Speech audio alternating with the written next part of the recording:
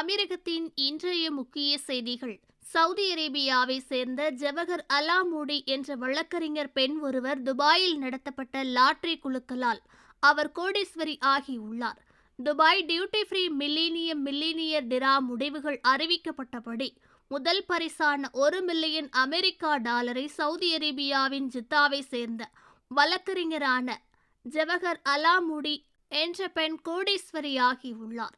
இது இந்திய ரூபாயில் சுமார் 8 கோடிக்கு மேல் இருக்கும் என கூறப்படுகிறது.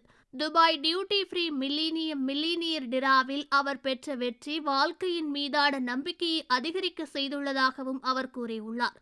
இந்த நம்ப முடியாத வெற்றி குறித்து பேசிய அவர், எனது வெற்றி கடவுளின் ஆசீர்வாதம் என்று நான் நம்புகிறேன். இது அதிர்ஷ்டமில்லை என்றும், இதற்காக நான் எவ்வளவு கடினமாக பிரார்த்தனை செய்துள்ளேன் என்பது கடவுளுக்கு மட்டுமே தெரியும் என்று அந்த கோடீஸ்வரியான ஜவஹர் அலாமூடி கூறியுள்ளார்.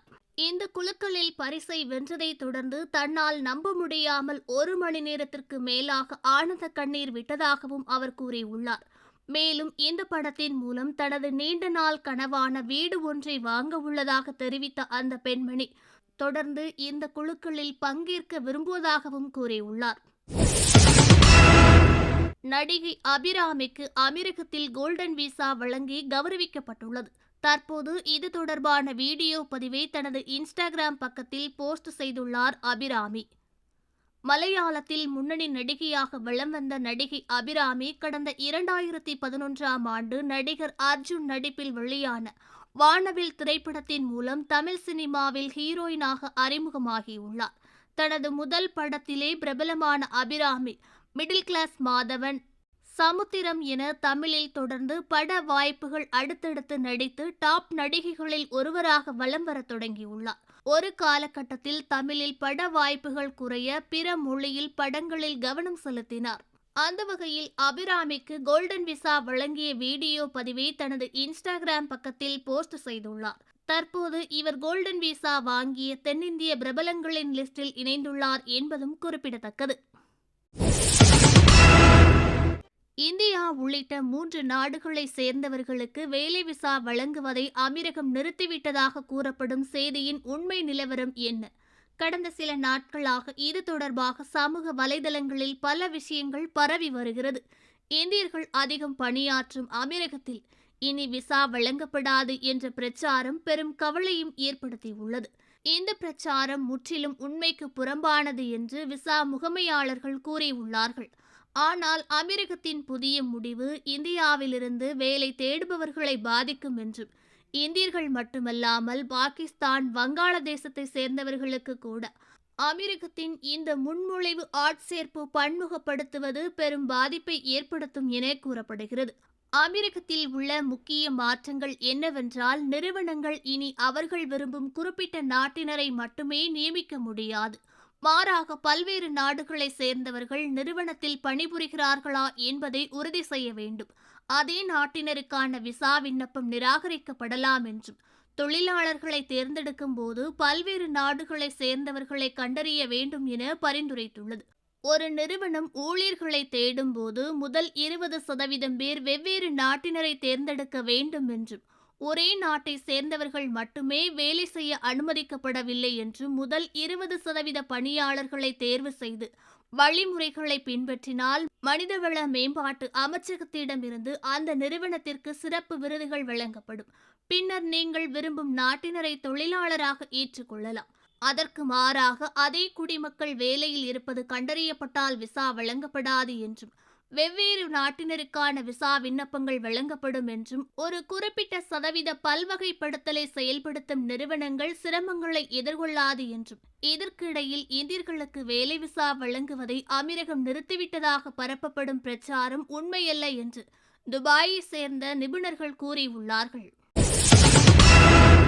அயோத்தியில் ராமர் கோயில் திறப்பு விழா கடந்த சில நாட்களுக்கு முன்பு வெகு விமர்சையாக நடைபெற்றது. இதற்காக இந்தியா முழுவதும் பல்வேறு ஏற்பாடுகள் செய்யப்பட்டிருந்தது. இதற்காக பல மாநிலங்களில் அரசு விடுமுறையும் வழங்கப்பட்டிருந்தது. இதனையடுத்து அயோத்தியில் நிகழும் கும்பாபிஷேக விழாவின் புகைப்படங்களை பலரும் சமூக ஊடகங்களில் பகிர்ந்து வந்துள்ளார்கள். அவற்றில் ஒன்று துபாயின் பூர்ஜ் கலிஃபா கட்டிடத்தின் மீது ராமர் காட்சியளிப்பது போன்ற படம் தற்போது இணையத்தில் வைரலாகி வருகிறது. இந்த புகைப்படம் மிகப்பெரிய அளவில் வைரலாகி 2 மில்லியனுக்கும் அதிகமான பார்வையாளர்களை குவித்து இணையத்தில் பெரும் விவாதத்தை தூண்டியுள்ளது. படத்தில் ராமர் முனிவர் போல் உடையணிந்து மேலே ஜெய் ஸ்ரீராம் என்று எழுதப்பட்டு புர்ஜ் கலிஃபாவில் காட்சியளிக்கப்பட்டுள்ளது. புகைப்படத்தை பகிர்ந்தவர்கள் இது உண்மையானது என்று கூறியுள்ளார்கள். அதற்கு பலரும் இது உண்மையானதா என்று கேள்வியும் எழுப்பியுள்ளார்கள். மேலும் இந்த விவாதம் காரணமாக கூகுளில் தேடும் போது புர்ஜ் கலிஃபா அதே வெளிச்சத்தில் இருப்பது போன்று புகைப்படம் காணப்பட்டுள்ளது. ஆனால் அதில் பகவான் ராமர் மட்டும் காணவில்லை. உலகின் மிக உயரமான கட்டிடமான புர்ஜ் கலிஃபாவில் ஏதாவது நிகழ்வுகள் நிகழ்ந்தால் அது தொடர்பான புகைப்படங்கள் மற்றும் வீடியோக்களை ஃபேஸ்புக் மற்றும் இன்ஸ்டாகிராம் கணக்குகளில் பதிவிடுவார்கள்.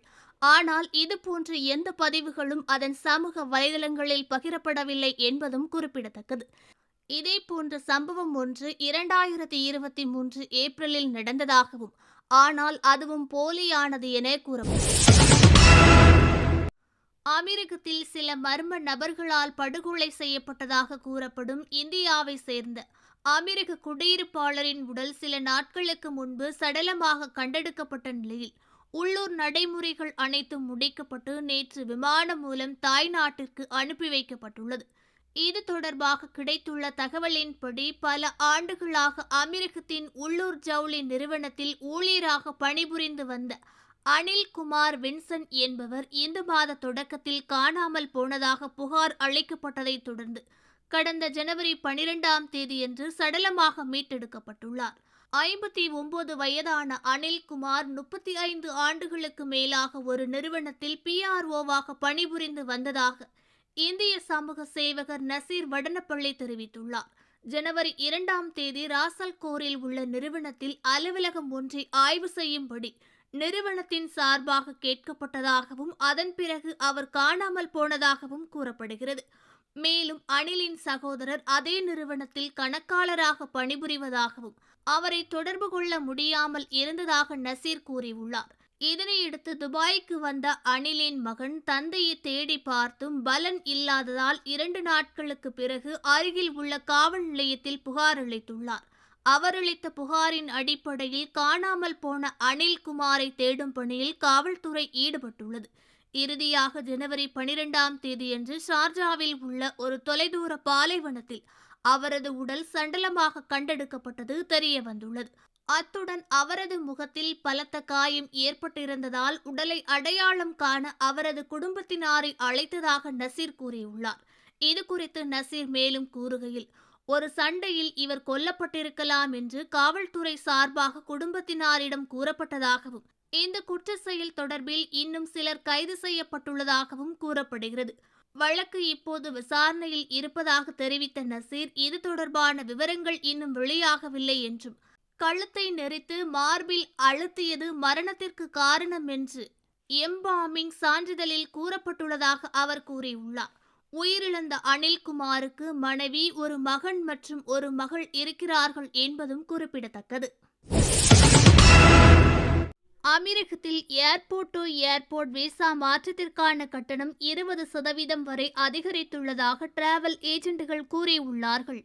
அமெரிக்கத்தில் விமான நிலையத்திலிருந்து மற்றொரு விமான நிலையத்திற்கு பயணித்து விசா நிலைமையை மாற்ற சேவையை பயன்படுத்தி தங்களின் விசாவை நீட்டிப்பதற்கான கட்டணம் கிட்டத்தட்ட 20% வரை அதிகரித்துள்ளதாக அமெரிக்கத்தில் இயங்கி வரும் பயண ஏஜென்ட்டுகள் கூறியுள்ளார்கள். குறிப்பாக பார்வையாளர்கள் வெளியே சென்று திரும்பும் விமான நிறுவனத்தின் விமான கட்டணத்தில் ஏறக்குறைய 125 திராம்ஸ் அதிகரித்துள்ளதாக கூறப்படுகிறது. மேலும் குளிரான மாதங்களில் நாட்டில் தங்குவதற்கு விரும்பும் பார்வையாளர்களின் விகிதம் அதிகரிப்பது இத்தகைய விலை அதிகரிப்பதற்கான மற்றொரு காரணியாக நிபுணர்கள் கூறியுள்ளார்கள். விமான நிலையத்திலிருந்து வேறு ஒரு விமான நிலையத்திற்கு சென்று விசா மாற்றம் செய்து கொள்ளும் நடைமுறையானது விசிட் அல்லது டூரிஸ்ட் விசாவில் வந்த பார்வையாளர்கள் விசாவை மாற்றிக்கொள்ள தங்கள் சொந்த நாடுகளுக்கு திரும்புவதற்கு பதிலாக அருகில் உள்ள நாடுகளுக்கு சென்று புதிய சுற்றுலா விசாவை பெற அனுமதிக்கிறது.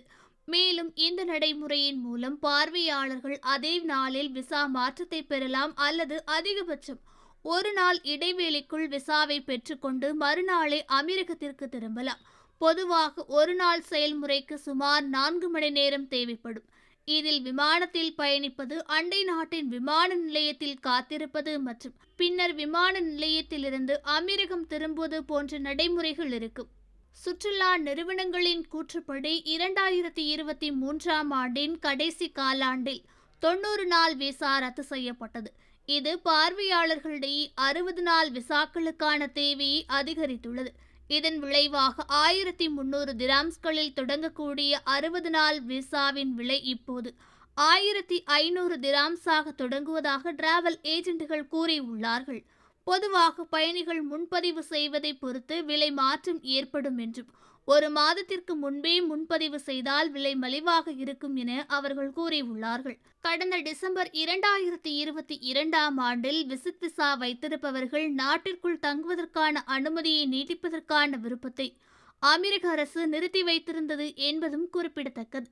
அமெரிக்கத்தை பொறுத்தவரை விசிட் விசா வைத்திருப்பவர்கள் நாட்டை விட்டு வெளியேறி புதிய விசாவில் நுழைவது கட்டாயமாகும்.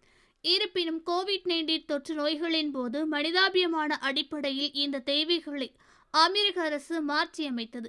தற்போது விமானம் மூலம் 30 நாள் விசா மாற்றத்திற்கான விலையானது 1200 திராம்ஸிலிருந்து 1300 திராம்ஸாக அதிகரித்துள்ளதாக தொழில் வல்லுநர்கள் தெரிவித்துள்ளார்கள். ஓகே ஃப்ரெண்ட்ஸ், இது போன்ற நியூஸ்களை உடனுக்குடன் தெரிந்து கொள்ள எங்கள் ரேஸ் தமிழ் சேனலை லைக் பண்ணுங்க, ஷேர் பண்ணுங்க, கமெண்ட் பண்ணுங்க, மறக்காம சப்ஸ்கிரைப் பண்ணுங்க.